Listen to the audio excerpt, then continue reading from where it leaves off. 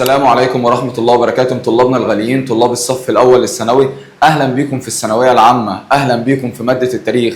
طبعا في إعدادي كنا بناخد حاجة اسمها دراسات، والدراسات كانت مقسومة لتاريخ وجغرافيا. دلوقتي لا، بناخد التاريخ كمادة لوحدها، مادة لذيذة، مادة ممتعة، بس محتاجة منك شوية مجهود، محتاجة ما تراكمش أي درس فيها، ذاكر أول بأول. وزي ما وعدناكم هننزل حل أسئلة كتاب الامتحان كاملة، مش بس مجرد حل، لا ده شرح كل سؤال، كل فكره، وازاي نعرف نحل، وايه الافكار اللي جت في الامتحان. ان شاء الله تبقى بدايه موفقه. كوبايه القهوه بتاعتك ويلا بينا. السؤال الاول عندنا شباب بيقول لي: ركز المؤرخ ويل ديورانت في مفهومه للحضاره عن ايه؟ مين هو ويل ديورانت يا شباب؟ قلنا في الحصه ان ويل ديورانت ده راجل مؤرخ واديب امريكي، راجل بيكتب في التاريخ من امريكا. الراجل ده شباب لو تفتكروا اخدنا عنه 3 حاجات. اول حاجه، الراجل ده عرف لي الحضاره وقال لي ان الحضاره نظام اجتماعي يعين الفرد على زياده انتاجه الثقافي. قال لي ايه؟ قال لي ان الحضاره نظام اجتماعي يعين الفرد على زياده انتاجه الثقافي. يعني ايه الكلام ده يا شباب؟ يعني بيقول لي ان الحضاره نظام اجتماعي. نظام اجتماعي يا شباب يعني علاقات بين الناس. فويل ديورانت بيقول لي ان الحضاره علاقات بين الناس بتزود انتاجهم الثقافي. بتزود انتاجهم ايه؟ الثقافي. فويل ديورانت بيقول لي ان الحضاره نظام اجتماعي، علاقات انسانيه، علاقات بين الناس، بنقعد مع بعض بنزود الثقافه بتاعتنا. ويل ديورانت قال لي حاجه تانية، قال لي ان الحضاره بتبدا مع انتهاء القلق والاضطرابات. بيقول لي ان الحضاره بتبدا لما القلق والاضطراب ينتهي، وكمان الحضاره بتبدا لما يبقى في امن واستقرار. فكانه بيقول لي ان في امن في حضاره، مفيش امن مفيش حضاره. كمان ويل ديورانت قال لي ان الانسان لما بيتحرر ويخلص من خوفه بتظهر عنده عوامل الابداع والانشاء والتطلع. دي ال3 حاجات اللي ويل ديورانت كلمنا عليها. وركز على اول واحده، ان الحضاره نظام اجتماعي يعين الفرد على زياده انتاجه الثقافي. يعني ايه؟ يعني الحضاره علاقات انسانيه بتزود ثقافه الناس، علاقات بين الناس بتزود ثقافتهم. تعال نروح للاختيارات ونشوف حاجه زي كده او نشوف اجابه قريبه من كده. بيقول لي اول واحده: ركز ويل ديورانت في مفهومه للحضاره على على التفاعل الانسان مع البيئه، ما جابش سيره التفاعل مع البيئه. هل ركز على استخدام الموارد الطبيعيه؟ ما جابش سيره الموارد الطبيعيه. اهميه الاختراعات؟ ويل ديورانت ما جابش سيره الاختراعات. العلاقات الانسانيه هي دي الاجابه، لانه قال لي في اول حاجه ان الحضاره نظام اجتماعي يعني علاقات انسانيه. ده السؤال الاول يا شباب. السؤال الثاني بيقول لي كده: يتماشى الدور الذي تقوم به منظمات المجتمع المدني في المبادرة المقابلة مع أحد أهداف دراسة التاريخ. فاكرين يا شباب لما أخدنا أهداف دراسة التاريخ كان عندي 4 أهداف. أول واحدة استخلاص العبر. لما بدرس التاريخ باخد العبرة من الناس اللي قبلي، أي موقف حصل في الماضي هاخد منه الحلو أو الوحش. تاني حاجة إبراز القدوات الصالحة. لما أدرس التاريخ، التاريخ بيبين لي الشخصيات الكويسة اللي في التاريخ، الشخصيات اللي أثرت في التاريخ فباخدها قدوة. لما أدرس التاريخ بيبعدني عن التعصب، بعرف إن العالم كله ما قامش على حضارة واحدة، عارف إن الحضارة بدأت في الشرق وراحت للغرب ورجعت للشرق وراحت للغرب. كل ده بيبعدني عن التعصب، يعني العالم ده كله ما قامش على حضارة واحدة ولا لغة واحدة ولا دين واحد، فده بيخليني إنسان مش متعصب. وآخر حاجة من أهداف دراسة التاريخ تنمية الشعور بالمسؤولية. التاريخ بيخلي عندي شعور بالمسؤولية تجاه المجتمع بتاعي، تجاه الآثار بتاعتي، تجاه التاريخ بتاعي. تعال نقرأ المقولة دي ونشوف أنه واحدة تنفع. المقولة بتقول لي إيه؟ تقوم مبادرة حياة كريمة على تحسين الحياة للطبقات الأكثر احتياجا، وتساهم في دعم هذه المبادرة العديد من الجمعيات الأهلية وغير الحكومية. يعني إيه؟ يعني عندي ناس عاملين مبادرة اسمها حياة كريمة. الناس دي بتهتم بالناس الفقراء في المجتمع، ناس بيهتموا بالناس الفقراء، ناس عندها مسؤولية تجاه الناس الفقراء. فايه الإجابة اللي تنفع؟ أول ما الاقي مبادرة اجتماعية بختار تنمية الشعور بالمسؤولية، لأن عندي ناس اهتموا بالفقراء، عندهم مسؤولية تجاه الفقراء. وقلنا في الحصة إن المبادرات الاجتماعية بنختار فيها تنمية الشعور بالمسؤولية. السؤال الثالث يا شباب بيقول لي كده: ظهرت النواة الأولى لنشأة الحضارات الإنسانية. ركز كده معايا دقيقة واحدة.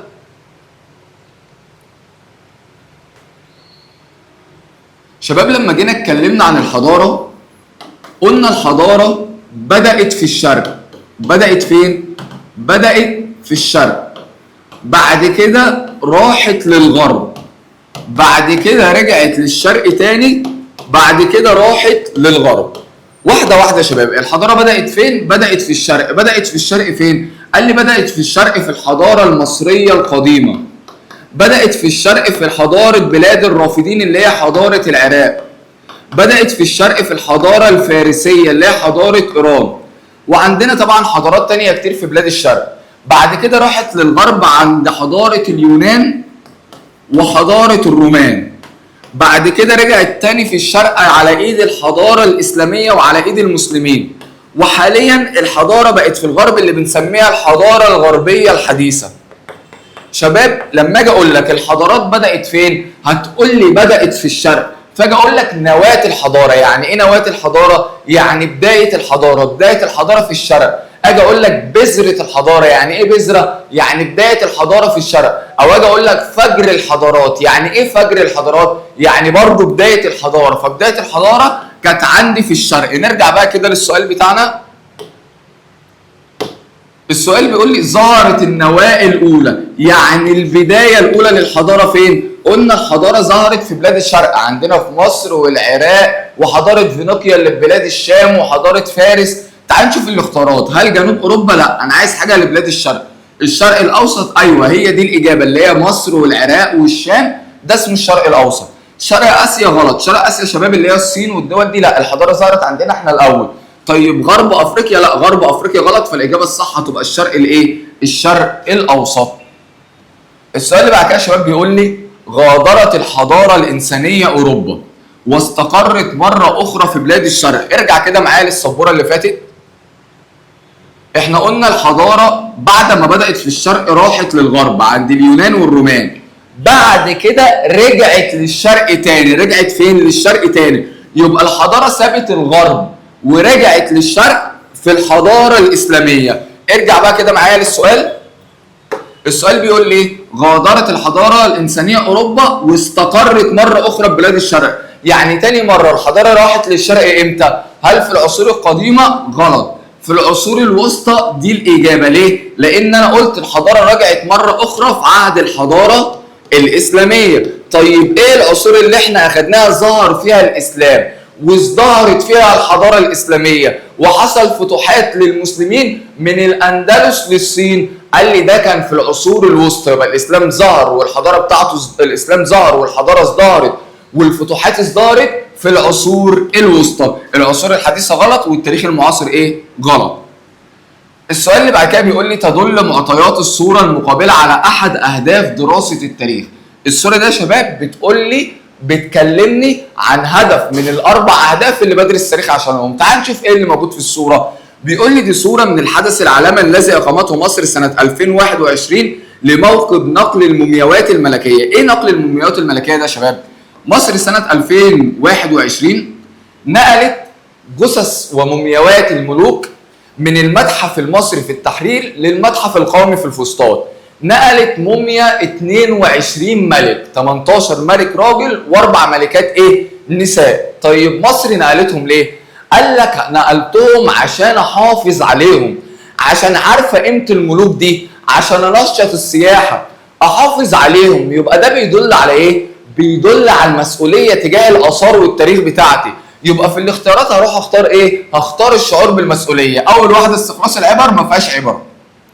تاني واحدة الشعور بالمسؤولية هي دي الإجابة. الحرص على مكتسبات المجتمع. أنا عندي آثار بتجيب لي فلوس بتنشط السياحة فهتبقى دي الإجابة. إبراز القدوات الصالحة غلط واعتراف بدور الأمم السابقة مش علينا، أو مش ده اللي نختاره إيه في السؤال ده يا شباب. السؤال رقم 6 ترتبط الصورة المقابلة بإحدى الحضارات التي اتسمت بأنها إيه؟ تعال نبص للصورة، وده سؤال هيجي لك كتير في الامتحان.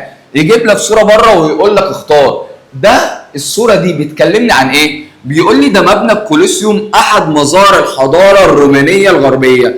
بيكلمني عن الحضاره الرومانيه. فاكرين يا شباب لما قلنا الحضاره بدات في الشرق وراحت للغرب على ايد اليونان؟ بعد اليونان في اوروبا راحت للرومان، تمام؟ فبيقول لي هل الحضاره الرومانيه دي اخر حضاره في العصور القديمه؟ ولا مسبوغه بالصبغه الدينيه؟ ولا احدى حضارات الشرق القديم؟ ولا استمرت خلال العصور الوسطى؟ بص يا شباب، لما اتكلمنا عن العصور القديمه قلنا دي العصور اللي قامت فيها حضارات في الشرق، في مصر وفينيقيا وبلاد الرافدين وفارس في ايران. وقلنا كمان دي الفترة اللي قامت فيها حضارات على حوض البحر المتوسط زي الحضارة اليونانية والرومانية، دي في العصور القديمة. فمعنى كلامي ان الحضارة الرومانية هي اخر حضارة في العصور القديمة. تعال نقرا الاختيارات واحدة واحدة. هل الحضارة الرومانية استمرت في العصور الوسطى؟ غلط. هل الحضارة الرومانية إحدى حضارات الشرق القديم؟ لا، هي مش من حضارات الشرق، هي حضارة للغرب وقامت على البحر المتوسط، فدي غلط. مسبوقة بالصبغة الدينية؟ لا، أنا أخدت الصبغة الدينية دي عصور وسطى، فدي غلط. هل الحضارة الرومانية آخر حضارات العصور القديمة؟ هي دي الإجابة. يبقى العصور القديمة قامت حضارات في الشرق زي مصر والعراق وفينيقيا وبلاد فارس، وقامت حضارات على حوض البحر المتوسط زي حضارة اليونان وحضارة الرومان. يبقى آخر حضارة شباب عندي في العصور القديمة حضارة الرومان. السؤال رقم 7 بيقول لي يا شباب: تمثل العنصر الرئيسي المحرك للأحداث خلال العصور القديمة في إيه؟ ركز معايا على السبورة هنا بقى يا شباب.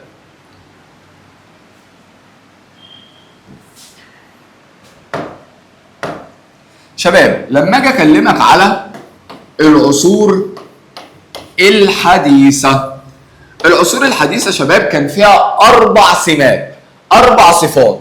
رقم 1 ظهور النهضة الأوروبية. ظهور إيه يا شباب؟ النهضة الأوروبية. رقم 2 حصل في أوروبا الثورة الصناعية. يلا أنا عارف إنك مذاكرها، قول معايا. رقم 3 حصلت الكشوف الجغرافية. رقم 4 حصل الاستعمار الأوروبي. ركز كده معايا بالله عليك والورقة والقلم وسجل معايا. العصور الحديثة لازم اخد اللي حصل فيها بالترتيب. يعني أول حاجة حصلت فيها حصل نهضة وتقدم في أوروبا، فده أدى للثورة الصناعية. يعني إيه ثورة صناعية؟ بدل ما كان بيصنعوا بإيديهم، يعملوا القميص ده بإيديهم، هيصنعوا بالآلات. والثورة الصناعية أدت للكشوف الجغرافية. إزاي؟ هم دلوقتي بقى عندهم آلات، فمحتاجين حاجتين: محتاج حاجة شغل بيها الآلة، محتاج مادة خام، وبعد ما أصنع محتاج سوق أبيع فيه اللي أنا صنعته. فكانوا بيروحوا يكتشفوا أماكن تانية ياخدوا منها المواد الخام ويبيعوا فيها المنتجات. والكشوف الجغرافية دي أدت للاستعمار والاحتلال. هم رايحين يستكشفوا مكان زي أفريقيا، لقوا فيه خير كتير فاحتلوه. نفس كلام اللي راحوا اكتشفوا أمريكا الشمالية وأمريكا الجنوبية. اكتشاف أفريقيا يا شباب مش معنى كده إن أفريقيا ما كانتش موجودة قبل كده، لا كانت موجودة، بس راحوا يدوروا إيه اللي موجود في أفريقيا. لكن لما اكلمك على الكشوف الجغرافيه، حاجات اول مره يكتشفوها زي امريكا الشماليه وامريكا الجنوبيه واستراليا، هم ما كانوش عارفينها قبل كده. فالثوره الصناعيه ادت للكشوف الجغرافيه، والكشوف الجغرافيه ادى للاستعمار والاحتلال. مين السبب في ده كله؟ مين المحرك للاحداث دي كلها؟ النهضه الاوروبيه. يبقى النهضه الاوروبيه ادت للثوره الصناعيه، والثوره الصناعيه ادت للكشوف، والكشوف ادت للاستعمار. تاني، يبقى النهضه الاوروبيه ادت للثوره الصناعيه، والثوره الصناعيه ادت للكشوف الجغرافيه، والكشوف ادت للاستعمار. تمام؟ يبقى المحرك في كل هذه الاحداث اللي حرك كل ده النهضه الاوروبيه. نرجع تاني يا شباب للسؤال بتاعنا. السؤال بيقول ليه تمثل او يمثل العنصر الرئيسي المحرك للاحداث خلال العصور القديمه؟ قلنا ظهور النهضه اللي يا شباب الاوروبيه. السؤال رقم 8 بيقول لي كده: يرجع فتح القائد الاموي قتيبة بن مسلم بلاد ما وراء النهر. شباب احنا قلنا اي فتح اسلامي عصور وسطى. السؤال بيقول لي ايه؟ يرجع فتح القائد الاموي، اهو قائد مسلم، وانا قلت اي قائد مسلم هيقابلني يبقى عصور وسطى. فتح اسلامي يبقى عصور وسطى، يبقى الاجابه الايه؟ العصور الوسطى. السؤال رقم 9 يا شباب سؤال مهم جدا جدا جدا، ومعظم الطلبه ممكن تحله غلط. ليه؟ تعال نشوف السؤال. بيقول لي: اعتمد الرئيس انور السادات على الخداع الاستراتيجي واستخدام عنصر المفاجأة الحربية، وكان ذلك احد العوامل التي ساهمت في تحقيق النصر لمصر في حرب اكتوبر 1973، والذي كان من عوامل هزيمتها في عدوان يونيو 1967. تؤكد العبارة السابقة على تحقيق السادات لأحد أهداف دراسة التاريخ. طبعا انت اول ما تشوف السادات هتختار قدوات ايه؟ قدوات صالحه. طبعا دي غلط. ليه؟ تعال نفسر المقوله مع بعض او نفسر السؤال مع بعض. بيقول لي السادات في حرب اكتوبر اعتمد على الخداع الاستراتيجي واستخدام عنصر المفاجاه. شباب فاكرين لما اخدته في ثالثه اعدادي حرب اكتوبر واخدنا حرب 1967 لما خسرنا؟ في حرب 1967 احنا خسرنا او خسرنا الحرب دي عشان اسرائيل استخدمت علينا المفاجاه. اسرائيل استخدمت معانا الخداع، فاحنا اتعلمنا من الدرس في حرب اكتوبر واحنا اللي عملنا كده. احنا اللي خدعنا اسرائيل، احنا اللي استخدمنا عنصر المفاجاه. فانا اتعلمت من خطئي. اتعلمت من خطئي يعني اخدت عبره، اخدت فايده واستفدت. تبقى الاجابه ايه يا شباب؟ استخلاص العبر. استفدنا من اللي حصل لنا 1967 لما خسرنا، استفدنا اللي احنا عملنا عكسه في حرب اكتوبر فكسبنا. ده من فوائد دراسه التاريخ، استخلاص الايه؟ العبر. السؤال رقم 10 بيقول لي يعد اول ظهور للحضارات العظمى بالغرب. شباب احنا اخدنا الحضارات بدات في الشرق على ايد الحضاره المصريه وحضاره العراق وحضاره فينيقيا في الشام وحضاره بلاد فارس في ايران. بعد كده راحت للغرب، اول مره تروح للغرب على ايد الحضاره رقم 1 اليونانيه والاثنين الرومانيه. يبقى اول مره يبقى في حضاره في الغرب على ايد اليونان، بعديها على ايد الرومان. السؤال بيقول لي اول ظهور للحضاره العظمى بالغرب، قلنا على ايد مين؟ بلاد اليونان. اروح ادور في الاختيارات، بلاد اليونان اول اجابه صح. الامبراطوريه الرومانيه لا، الامبراطوريه الرومانيه الغربيه دي كانت الثانيه بعد اليونان. بلاد الاندلس غلط. الدوله البيزنطيه ايه؟ غلط، لان الدوله البيزنطيه هي الدوله الرومانيه او الامبراطوريه الرومانيه في الشرق. طبعا يا شباب قلنا الاسئله اللي فيها صور كتير دي بتيجي في الامتحان كتير، لان ده بتعتمد على استنتاجك انت. السؤال بيقول لي حدد من الصور الاتيه تعبر عن احد مظاهر الحضاره التي نشأت في العصور الوسطى. عصور وسطى فانا هتكلم عن الدين. العصور الوسطى مسبوقه بالصبغه الدينيه، سواء يا شباب في اوروبا في انتشار المسيحيه، سيطره الكنيسه الكاثوليكيه، ظهور نظام الاقطاع، او عندنا في الغرب في ظهور الاسلام وانتشار الحضاره الاسلاميه، وكمان يا شباب ازدهار الفتوحات الاسلاميه. فهي عصور مسبوقه بالصبغه ايه؟ الدينيه. فانا عايز حاجه ليها علاقه بالدين. اول حاجه معبد ابو سمبل، لا معبد ابو سمبل ده عصور قديمه. الجامع الازهر ايوه عصور وسطى عشان ده حاجه دينيه. والجامع الازهر يا شباب كان ايام الدوله الايه؟ كان ايام الدوله الفاطميه، فكان عصور وسطى. برج ايفل لا ده مبني في العصور الحديثه.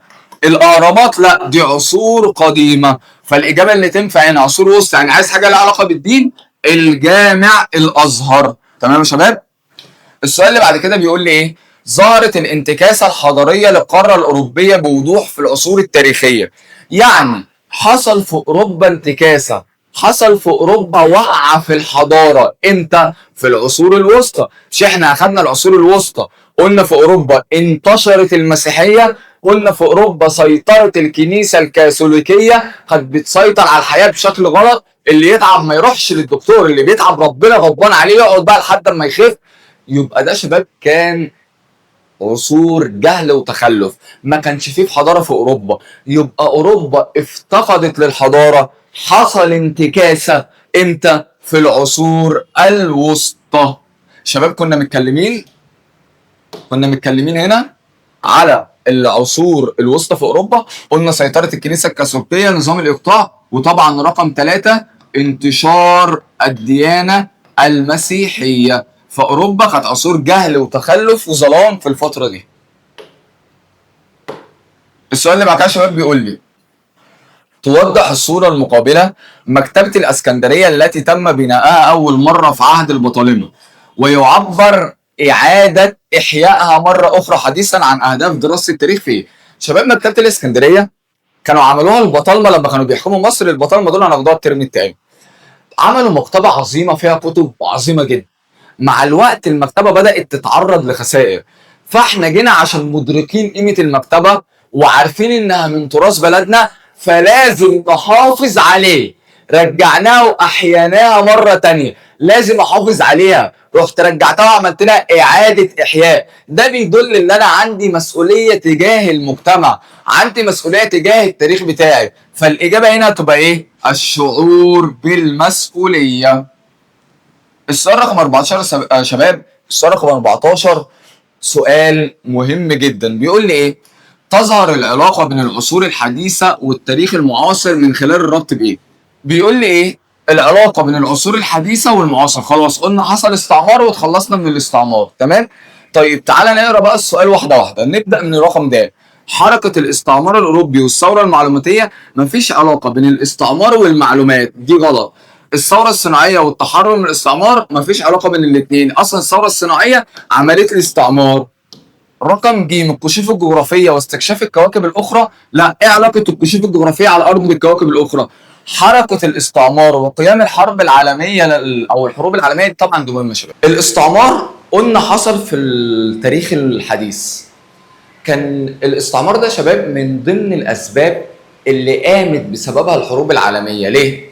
الدول يا شباب المستعمره، الدول الكبيره اللي هي زي بريطانيا وفرنسا والمانيا، بداوا يتعاركوا مع بعض على المستعمرات اللي هيحتلوها. يبقى الاستعمار حصل في العصور الحديثه، ده ادى في العصور المعاصره ان تحصل حروب عالميه. يبقى تاني يا شباب الاجابه عندي هي الاجابه الف، حركه الاستعمار الاوروبي وقيام الحروب العالميه. رقم 15 بيقول لي ايه؟ يعتقد الفيلسوف الالماني اوزوالد اشبنجلر ان الحضارات مثلها مثل الكائنات الحيه. الحضارات يا شباب مثلها مثل الكائنات الحيه، تولد وتنضج وتزدهر وتموت. يعني الحضارات زي الانسان او زي اي كائن حي، بيتولد، بعد كده يكبر شويه، ينضج، بعد كده يبقى قوي قوي، بعد كده بيموت. فبيقول لي يستدل على صدق مضمون العباره السابقه من خلال ما حدث للحضاره الاوروبيه. شباب ركز معايا، الحضاره الاوروبيه، مش انا قلت الحضاره بدات في الشرق وراحت للغرب على ايد اليونان والرومان؟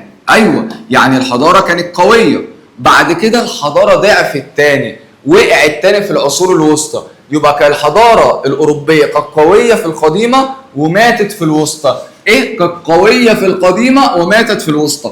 طيب تنفع الوسطى والمعاصر؟ لا، الوسطى كانت يعتبر ميته، بعد كده قويه في المعاصر.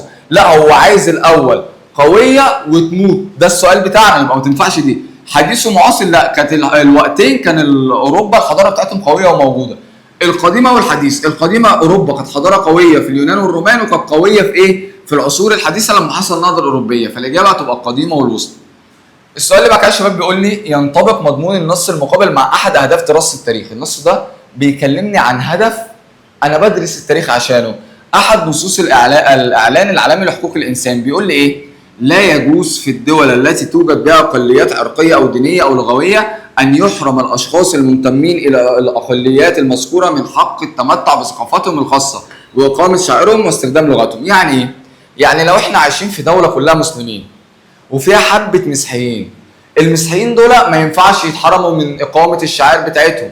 عايشين مثلا في دوله العراق كلهم بيتكلموا لغه عربيه، لكن في حبه صغيرين في شمال العراق اسمهم الاقراض بيتكلموا لغه كرديه، ما ينفعش يتحرموا من كل الحقوق او من اي حق. ليه؟ لان احنا ما فيش فرق بيننا، سواء الدوله دي دوله مثلا كلها ديانه اسلاميه وفيها حبه مسيحيين، فاحنا مش متعصبين، فكله ياخد حقه. في العراق فيها اقليه لغويه، فكله ياخد حقه، سواء اللي بيتكلموا عربي او بيتكلموا كردي. ده بيبعدني عن التعصب. بيبعدني عن ايه؟ عن التعصب. تبقى الاجابه الابتعاد عن التعصب.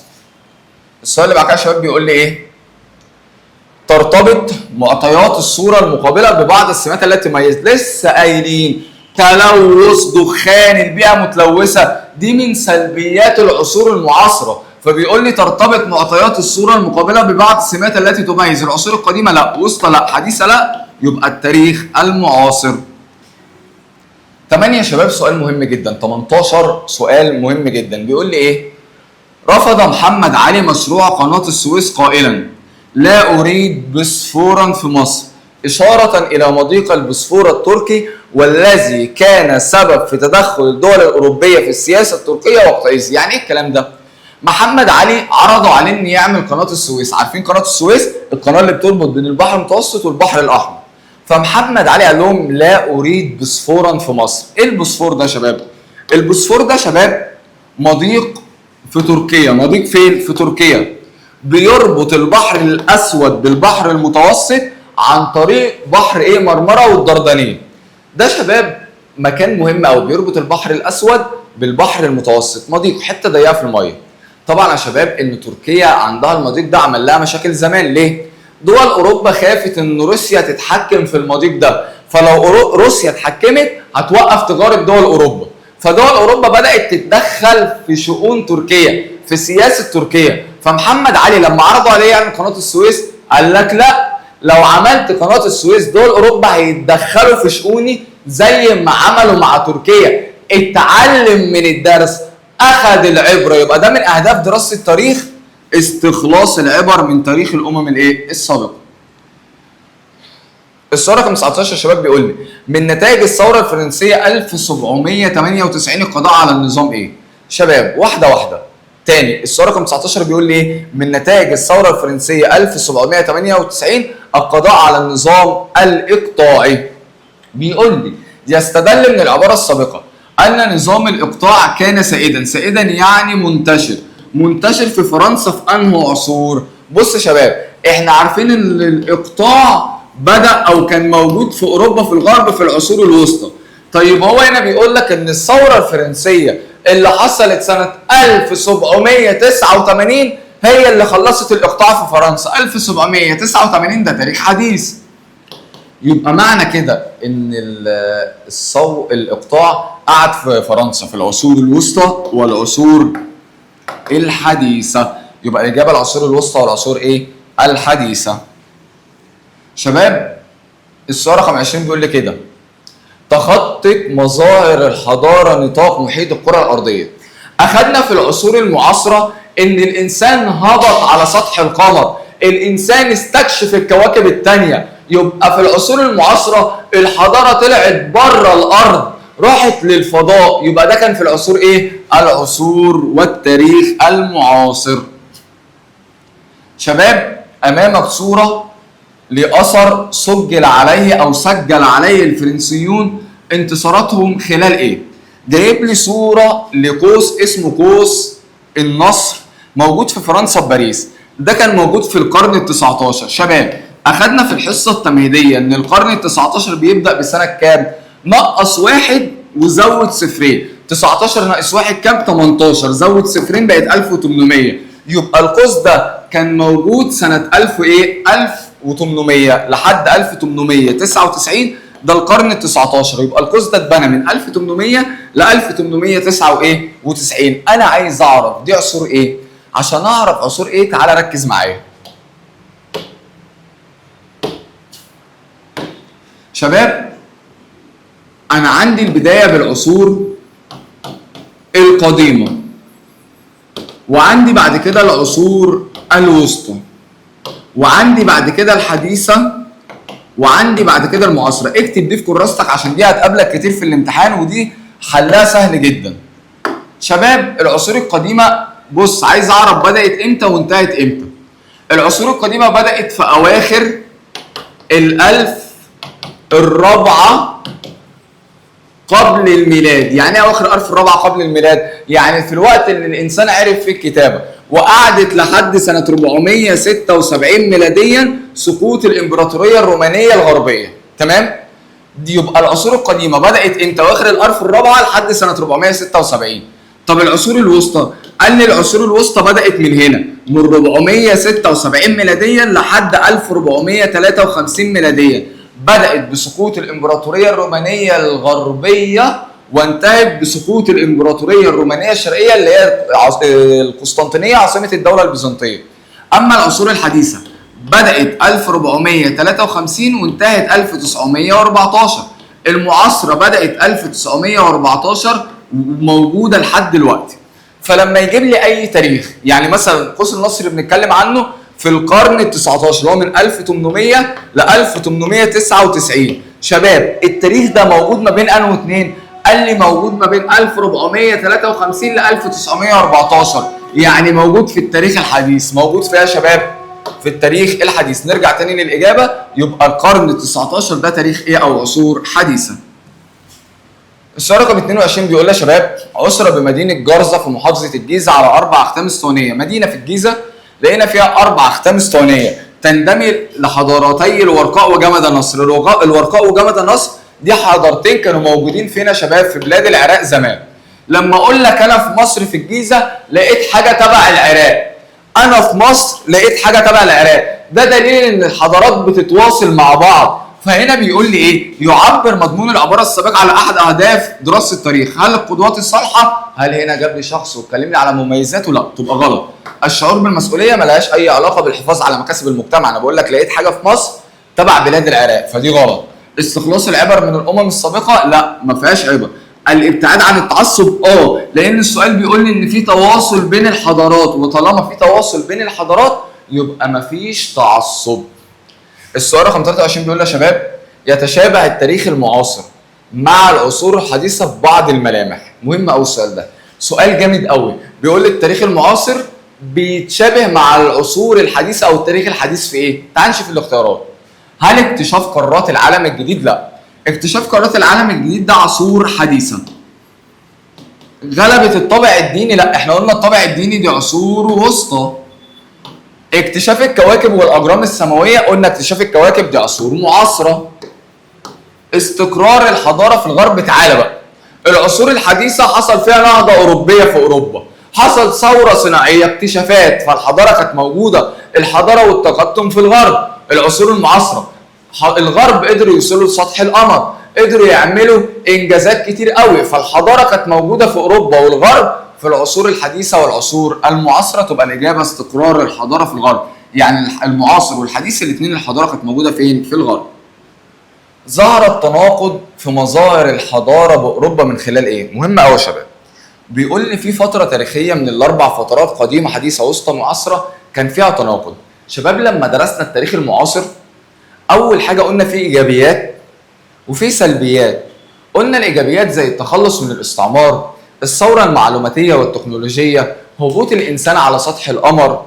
وقلنا السلبيات الامراض والتلوث والحروب العالميه. يبقى العصور المعاصره فيها حاجه حلوه وحاجه وحشه، ده بيدل ان كان في تناقض، حاجتين عكس بعض. يبقى التناقض ظهر في التاريخ المعاصر. السؤال اللي بقى يا شباب رقم 25 بيقول ليه؟ ظهرت اخر الديانات السماويه الثلاثه. اخر الديانات السماويه الثلاثه يا شباب الاسلام. الاسلام ظهر في العصور ايه؟ العصور الوسطى. هات بقى السكتش بتاعك واكتب معايا المعلومه دي. تاني يا شباب، هات السكتش بتاعك مهم قوي واكتب المعلومه دي. شباب انا عندي 3 ديانات، الديانه اليهوديه والديانه المسيحيه وعندي الديانه الاسلاميه. اليهوديه يا شباب ظهرت، ركز بقى عشان هنا انتوا هتتلخبطوا، ظهرت في العصور القديمه. اما المسيحيه، ركز، احنا اخدنا ان المسيحيه انتشرت في العصور الوسطى، لكن خلي بالك المسيحيه ظهرت في العصور القديمه، اوعى تتلخبط فيها. الديانه المسيحيه ظهرت نزلت على سيدنا عيسى في العصور القديمه. ايه الدليل؟ شباب العصور القديمه دي قعدت من اواخر الالف الرابعه قبل الميلاد لحد سنه 476 ميلاديا، يعني لحد او بعد ما سيدنا عيسى اتولد ب 476 سنه. يعني كان سيدنا عيسى اتولد وربنا رفعه للسماء بعد كده خلاص. يبقى المسيحيه ظهرت في القديمه وانتشرت في الوسطى. تاني، الديانه المسيحيه ظهرت في القديمه وانتشرت في الوسطى. اما الاسلاميه، الديانه الاسلاميه ظهرت وانتشرت في العصور الوسطى. سجل المعلومات دي عندك شباب. بيقول لي تستنتج من تحليل معطيات الخريطه المقابله. مديني خريطه، بص يا شباب، كل دي حضارات وسهم، الحضاره رايحه والحضاره راجعه، الحضاره رايحه الحضاره راجعه، شويه في الشرق شويه في الغرب، شويه في الشرق شويه في الغرب، راحت استراليا، الحضاره رايحه جايه. فهل ده بيدل على استقرار الحضاره في الشرق؟ لا، هي مش مستقره، هي رايحه جايه، فدي غلط. اعتبار اوروبا منبع الحضاره غلط، منبع الحضاره مش اوروبا، منبع الحضاره الشرق. تدفق التيار الحضاري شرقا وغربا، يعني الحضاره عماله تروح من الشرق للغرب. ايوه هي دي الاجابه. اقتصار الحضاره على العالم القديم. العالم القديم يا شباب اللي هو اسيا وافريقيا واوروبا. طيب هل الحضاره في الثلاثه دول بس؟ لا، ده انا كان عندي حضارات في امريكا الشماليه والجنوبيه زي حضاره المايا والانكا والازتك. كان عندي حضاره في استراليا، فده طبعا هنقول عليها ايه؟ الاجابه دي غلط. فالاجابه الصح تدفق التيار الحضاري شرقا وغربا. 27 بيقول لي كده: يتفق النص المقابل مع احد اهداف دراسه التاريخ. عندي واحد فرنسي اسمه فولتير بيقول لي: قد اختلف معك في الراي لكني مستعد ان اقدم حياتي ثمنا لتعلن رايك. انا ممكن اختلف معاك في وجهه النظر، ممكن اختلف معاك في رايي، لكن انا ممكن اقدم لك حياتي كلها، ادفع حياتي ثمن انك بس تتكلم. الفكره مش اللي احنا نختلف، الفكره اللي احنا نتكلم ونقول راينا. ده بيدل على ايه؟ استخلاص العبر، باخد فايده من حاجه حصلت زمان. لا. ابراز القدوات الصالحه، هل جاب شخص وبيتكلم على مميزاته؟ لا. تنميه الشعور بالمسؤوليه، ملهاش علاقه بالمسؤوليه. رقم د، الابتعاد عن التعصب، هي دي الاجابه. اللي انت تقول رايي وانا اقول رايي مش مشكله اللي احنا نختلف، بس الفكره اللي احنا نتكلم. اللي بعد الكلام سهل، انا ممكن اكون صح، انت ممكن تكون صح، انا ممكن اكون غلط، انت ممكن تكون غلط، بس الفكره اننا نتكلم. فده شباب ابتعاد عن التعصب. جاءت البدايه الحقيقيه لظهور اقدم حضاره على سطح الارض. فاكرين يا شباب في مقدمه الدرس لما قلنا الحضاره بدات مع استقرار الانسان، والاستقرار بدا مع حرفه الزراعه. فبيقول يا شباب اقدم حضاره قامت المفروض بسبب الاستقرار والزراعه. يبقى اقدم حضاره قامت بسبب التنقل والترحال، وهي الناس اللي بتتنقل وتترحل من مكان للتاني يعملوا حضاره. غلط يا مستر. اختراع الكتابه، لا، اختراع الكتابه ظهر معاه التاريخ مش الحضاره يا شباب. الاستقرار والامن طبعا مع حرفه الزراعه. ولا اخر حاجه انتشار الديانات؟ لا، ملهاش علاقه. السؤال اللي ما كانش رقم 29 يقول لي ايه؟ يمثل القاسم المشترك بين مفهوم الحضاره والتاريخ. تعالى كده معايا. ايه الحاجه المشتركه بين مفهوم الحضاره والتاريخ؟ تعالى نكتب ايه مفهوم الحضاره، وتعالى نكتب مفهوم التاريخ، وممكن نقول زي بعض في ايه. الحضاره شباب لما جينا شرحناها قلنا هي ثمره اي مجهود يقوم به الانسان نتيجه تفاعله مع البيئه لتحسين ظروف حياته الماديه والمعنويه. اما التاريخ هو علم يتناول نشاط الانسان في كافه الازمنه المختلفه. شباب الحضاره ثمره اي مجهود الانسان بيعمله. التاريخ علم بيتناول نشاط الانسان. ايه وجه الشبه بينهم؟ هنا مجهود الانسان بيعمله، وهنا نشاط الانسان بيعمله. يبقى وجه الشبه بين التاريخ والحضاره النشاط الانساني. ارجع كده للسؤال، بيقول لي القاسم المشترك بين الحضاره والتاريخ النشاط البشري. ايوه، الحضاره اي مجهود الانسان بيعمله، التاريخ علم يتناول نشاط الانسان. الاستقرار والامن لا، دي في الحضاره ارتباطهم بنشأة الكتابه. لا، الكتابه تاريخ، ابراز القدرات الصالحه دي من فوائد التاريخ، فالاجابه هتبقى النشاط البشري. شباب 30 يقول لي يؤكد مضمون الصوره المقابله على فقدان احد اهداف دراسه علم التاريخ. جايب لي صوره وبيقول لي الصوره دي بتدل ان احنا فاقدين لايه. واحد يا شباب راح يزور حته تاريخيه، فمسك العمود الاثري اللي الفراعنه تعبوا فيه وعملوه من 7000 سنه، كتب عليه حرف، كتب عليه اي اسم. ده بيدل ان اللي عمل الحركه دي عنده مسؤوليه، ما عندوش مسؤوليه. فتبقى الاجابه تنميه الشعور بالمسؤوليه. اللي عمل الحركه دي مفتقد لتنميه الشعور بالمسؤوليه، ما عندوش شعور بالمسؤوليه. 31 بيقول لي تنوعت الاسهامات الحضاريه للغرب عبر التاريخ الى ان هذه الاسهامات تقلصت. يعني ايه؟ بيقول لي ان الغرب طول التاريخ بيشاركوا في الحضاره، بيدونا تقدم، لكن التقدم والحضاره دي قلت امتى؟ في العصور اللي كان فيها جهل وظلام وتخلف، في العصور اللي يا شباب الوسطى. 32 بيقول لي حدد اي انماط السكان الاتيه الاقل اسهاما في تطور الحضارات الانسانيه قديما. مين من السكان تفتكروا مش هيساعدني في بناء الحضاره؟ هل يا ترى سكان السواحل الناس اللي عايشين على الساحل، ولا اهل الريف الفلاحين اللي بيزرعوا، ولا البدو الرحل، ولا اهل الحضر؟ شباب لو تعال نرجع لاول الدرس، اخذنا ان الانسان لما كان عايش فوق الهضبه كان عايش حياه تنقل وترحال، كان كل شويه يروح من مكان للتاني بيدور على اكل، من مكان للتاني بيدور على اكل. هل الانسان في الوقت ده عمل حضاره؟ لا، لانه عمال يروح من مكان للتاني، لكنه لما استقر عمل الحضاره. طيب اهل الحضر مستقرين اللي هو اهل المدن، واهل الريف مستقرين وعندهم الزراعه، بتوع السواحل مستقرين، البدو الرحل هم اللي مش مستقرين، كل شويه من مكان للتاني لا هيبنوا ولا هيعملوا اي حضاره. السؤال رقم 33 يا شباب بيقول لي تتواصل الامم والحضارات على مر العصور وتتاثر ببعضها عن طريق الاخذ والعطاء. بيقول لي ايه؟ كل الحضارات بتتواصل مع بعض عن طريق الاخذ والعطاء، لكن خلي بالك احنا قلنا والحضارات بتتواصل في حاجتين لازم نحافظ عليهم. اول حاجه الهويه الثقافيه. الثقافه بتاعتي ايه هي الهويه الثقافيه؟ اللغه والعادات والتقاليد بتاعتي لازم احافظ عليها. وايه تاني؟ والخصوصيه العقائديه. ايه هي الخصوصيه العقائديه يا شباب؟ الدين بتاعي.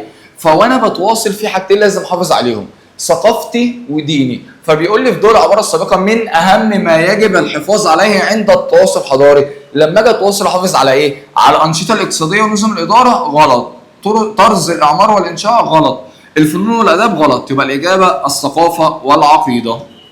السؤال رقم 34 يا شباب بيقول لي ايه؟ ساهمت حركه الكشوف الجغرافيه بالعصور الحديثه. احنا اخذنا العصور الحديثه نهضه اوروبيه، النهضه دي ادت للثوره الصناعيه، والثوره ادت للكشوف الجغرافيه، والكشوف ادت للاستعمار. هو هنا بيقول لي الكشوف ادت للايه؟ للاستعمار، فتبقى الاجابه قيام حركه الاستعمار الاوروبي.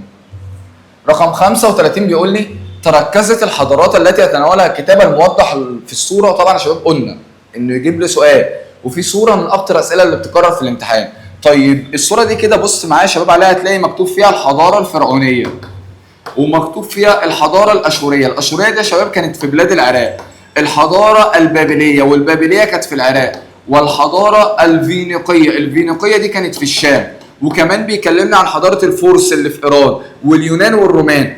كل الحضارات دي يا شباب اخدناها في العصور ايه؟ اخدناها في العصور القديمه لما قلنا حصل حضارات في الشرق وعلى حوض البحر المتوسط. حضارات الشرق بتاعتنا وحوض البحر المتوسط زي حضاره اليونان والرومان، واحنا برضو مصر كنا على حوض البحر المتوسط، وحضاره فينيقيا على حوض البحر المتوسط. الحضارات دي كلها يا شباب بيقول لي موجوده في شرق اسيا وجنوب غرب اوروبا؟ لا، الشرق الاوسط وحوض البحر المتوسط هي دي الاجابه. حوض البحر المتوسط صح، لكن شرق اسيا غلط، شمال افريقيا تنفع، جنوب اسيا ايه؟ غلط. فالاجابه الصح هتبقى الشرق الاوسط وحوض البحر الايه؟ المتوسط. 36 بيقول لي ايه؟ انتقلت مظاهر الحضاره الاوروبيه لاستراليا. شباب استراليا من قارات العالم القديم ولا الجديد؟ من قارات العالم الجديد. قارات العالم الجديد يعني كشوف جغرافيه. طب احنا خدنا الكشوف الجغرافيه كانت في العصور ايه؟ العصور الحديثه. الله ينور، تبقى الاجابه العصور الحديثه. 37 بيقول لي يا شباب تميزت الحضاره بانها سلسله متصله الحلقات من تيار حضاري عام متدفق. الحضارات الشباب قلنا بدات في الشرق وراحت للغرب ورجعت للشرق وراحت للغرب، سلسله بتكمل بعض. فبيقول لي العباره دي بتاكد على ايه من فوائد دراسه التاريخ؟ لما تدرس ان الحضاره بدات في الشرق وراحت للغرب ورجعت للشرق وراحت للغرب، الحضارات بتكمل بعض، الحضاره سلسله بتكمل بعض. فهل يا ترى الابتعاد عن التعصب؟ طبعا، ما انا لما افهم ان العالم كله ما امشي على حضاره واحده مش هبقى متعصب للحضاره بتاعتي. ابراز القدوات الصالحه وما جابليش شخصيه بتكلمني عن الحاجات الحلوه اللي فيها غلط. استخلاص العبر ما فيهاش عبر، شعور بالمسؤوليه ما فيهاش شعور بالمسؤوليه. طبعا الاجابه الابتعاد عن التعصب. 38 بيقول لي حدد اي من الانشطه الاقتصاديه الاتيه تعد الاكثر اسهاما في نشاه اقدم الحضارات. شباب اخذنا الحضاره زمان نشات بسبب الاستقرار. طيب الاستقرار ده اللي جالي منين؟ جالي لما الانسان عرف حرفه الزراعه، فالحضاره مرتبطه بنشاط اقتصادي وهو حرفه الايه؟ حرفه الزراعه. رقم 39 بيقول لي يدل قيام الحكومه المصريه بانشاء المتحف المصري الكبير الذي يضم عديد من مظاهر الحضاره. شباب عملنا متحف جديد عرضنا فيه الاثار بتاعتنا، بنحافظ فيه على الاثار بتاعتنا. ده بيدل على استخلاص العبر ولا ابراز القدوات الصالحه ولا الابتعاد عن التعصب ولا شعور بالمسؤوليه؟ لما اعمل مكان احط فيه التاريخ بتاعي، احط فيه الاثار بتاعتي عشان احافظ عليها، فده انا عندي مسؤوليه تجاه الاثار ده، تجاه التاريخ ده. فالاجابه الصح هتبقى الشعور بالمسؤوليه والحرص على مكتسبات المجتمع. السؤال رقم 40 بيقول لي يا شباب، ظهر الاعتماد على الطاقه الحفريه. شباب يعني ايه اصلا طاقه حفريه؟ الطاقه الحفريه دي، بصوا انا كانسان عشان اعيش محتاج طاقه، اكل وشرب. العالم حواليا هو كمان محتاج طاقه. الكهرباء دي محتاجه طاقه، الشاشه دي عشان تشتغل محتاجه طاقه، العربيه اللي بتمشي في الشارع محتاجه طاقه. فالطاقه الحفريه ده شباب الحاجات اللي بتدي طاقه للعالم حواليا. بس خلي بالك الطاقه نوعين، عندي طاقه متجدده وغير متجدده. غير متجدده اللي انا بطلعها من الارض، بحفر عشان اجيبها، اللي هي الطاقه الحفريه، اللي هي زي الفحم وزي البترول وزي الغاز الطبيعي. دي اسمها يا شباب طاقه حفريه. تمام يا شباب؟ امال ايه الطاقه المتجدده؟ الطاقه اللي بتجيلي من الشمس والهواء والميه انا مش عايزها دلوقتي، انا عايز الطاقه الحفريه اللي هي الفحم والبترول والغاز الطبيعي. بيقول لي ظهر الاعتماد على الطاقه الحفريه كبديل عن القوه العضليه في الانتاج في خلال ايه؟ شباب قلت لك زمان في اوروبا ما كانوش بيصنعوا بالات، بيصنعوا بايديهم، لحد ما عرفوا الالات. فالاله زمان كانت بتشتغل بالفحم، فالفحم ده طاقه حفريه. طب هم عرفوا الالات امتى؟ في العصور الحديثه. يبقى استخدموا الطاقه الحفريه بدل القوه العضليه اللي هي الايد امتى؟ في العصور الحديثه. 41 بيقول لي وضح محتوى الشكل المقابل خريطه قام برسمها العالم محمد بن حوقل. بص يا شباب، خريطه عندي لعالم مسلم اسمه محمد بن حوقل، ومديني تاريخ الخريطه دي 977. شباب انا لما اتكلمت على العصور التاريخيه، تعالى كده معايا على السبوره، قلت انا عندي 4 عصور. عندي كام عصر؟ 4 عصور. اول حاجه العصور القديمه. اخدنا ان العصور القديمه قلنا بتبدا مع اواخر الالف الرابعه قبل الميلاد، اللي هي لما الانسان عرف الكتابه، وقعدت لسنه 476 ميلاديا في سقوط الامبراطوريه الرومانيه الغربيه والعاصمه بتاعتها روما. دي العصور القديمه. اخدت كمان ان العصور الوسطى بتبدا بسنه 476 وبتنتهي بسنه 1453 لما المسلمين فتحوا القسطنطينيه بقياده القائد العثماني محمد الثاني او محمد الفاتح. اما العصور الحديثه اخدتها انها بتبدا ب 1453 وبتقعد معايا لحد 1914 الحرب العالميه الاولى. اما العصور المعاصره اخر عصور اخدتها شباب اللي هي بتبدا من 1914 لحد دلوقتي شباب، لحد الان موجوده العصور المعاصره. طيب انا لما اجي اكلمك على سنه، احنا قلنا ركز معايا كده في السؤال، سنه 977. سنه كام؟ 977. ارجع معايا كده للتواريخ اللي انا كاتبها. سنه 977 بين انه تاريخين؟ قال لي موجوده هنا في العصور الايه؟ في العصور الوسطى شباب، في العصور الايه؟ في العصور الوسطى. طيب انا حليت على العصور الوسطى، ده طريقه حل. عندي طريقه ثانيه، ابن حوقل ده عالم مسلم، وانا اخدت ان الحضاره الاسلاميه ازدهرت في العصور الوسطى. السؤال رقم 42 يقول لي نستنتج من خلال تحليل الخريطه المقابله ان المسطح المائي الذي نشأت على ساحله اكبر عدد من الحضارات. بص يا شباب، جايب لي صوره وعندي بيقول لي ايه اكتر مسطح مائي، ايه اكتر بحر قامت عليه حضارات.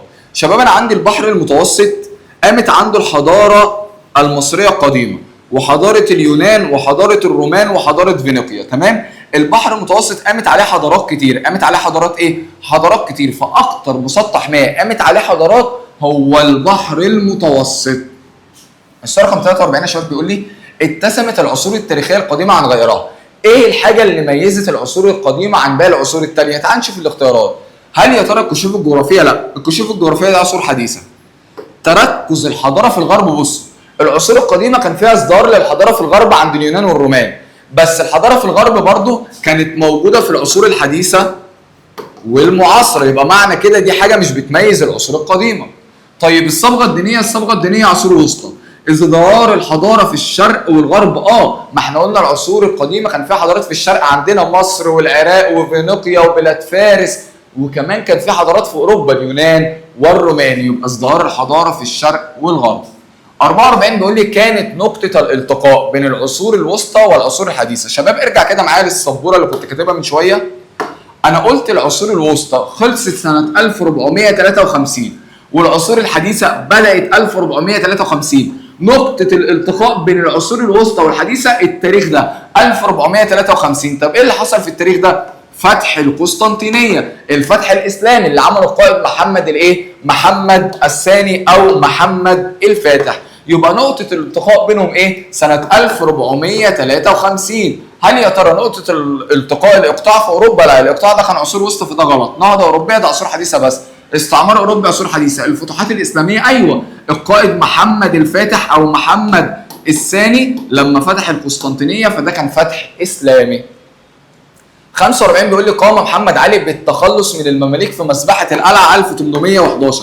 شباب هيجي لك اسئله في الامتحان كده كتير، يجيب لك تاريخ ويقول لك دي عصور ايه، عشان اعرف ارجع للسبوره اللي فاتت. ولازم يا شباب وانت بتحل تكون كاتب التواريخ دي قدامك. محمد علي ذبح المماليك في القلعه 1811. طب 1811 بين انه سنتين؟ بين 1453 ل 1914، يعني تاريخ ايه؟ تاريخ حديث. يبقى شباب نقطه، يبقى محمد علي ذبح المماليك في القلعه، اتخلص من المماليك في القلعه، فالعصور الحديثه. يرتبط اضمحلال وانهيار حضاره المدينه الموضحه في الصوره ببدايه ايه؟ بص يا شباب، دي مدينه روما قديما. فاكرين العصور القديمه انتهت سنه 476 بسقوط الامبراطوريه الرومانيه الغربيه وروما. او نفس التاريخ ده انتهت في القديمه وبدات في الوسطى. هنا السؤال بيقول لي ايه؟ التاريخ ده مرتبط ببدايه ايه؟ ببدايه الوسطى. طيب لو انا شلت بدايه وحطيت لك في السؤال مرتبط بنهايه ايه؟ لو قلت لك نهايه تبقى عصور قديمه، لكن السؤال بيقول لي بدايه فهتبقى عصور ايه؟ عصور وسطى. 47 بيقول لي يتضح من خلال دراسه العصور التاريخيه ان اكثر المناطق التي استقرت بها الحضاره الاطول فتره زمنيه. شباب ايه الحضاره استمرت اكتر في الشرق ولا في الغرب؟ بص يا شباب، حضارات الشرق القديم اللي هي كانت عندنا في مصر والعراق دي حضارات قعدت وقت كبير جدا، لدرجه الحضاره المصريه احنا بنقول 7000 سنه، في كتب تاريخ كده بتقول لا دي 30000 سنه. بعد كده الحضاره الاسلاميه في الشرق قعدت 1000 سنه تقريبا، 10 قرون. فالحضاره كانت في الشرق اطول من الغرب. يجي واحد يقول لنا مستر ما العصور المعاصره شغاله من 1914 لحد الان والحضاره في اوروبا كام سنه؟ انا بقول لك العصور القديمه لوحدها في الشرق عندنا داخله اقل حاجه 7000 سنه، وبعد كده الحضاره الاسلاميه في الشرق 1000 سنه. فالحضارات قعدت اكتر فين؟ قعدت في بلاد الشرق اللي هو الشرق الايه؟ الاوسط. 48 مهمه بقى. استطاعت الدوله العباسيه فتح جزيره صقليه، فتح اسلامي، تبقى عصور ايه؟ عصور وسطى.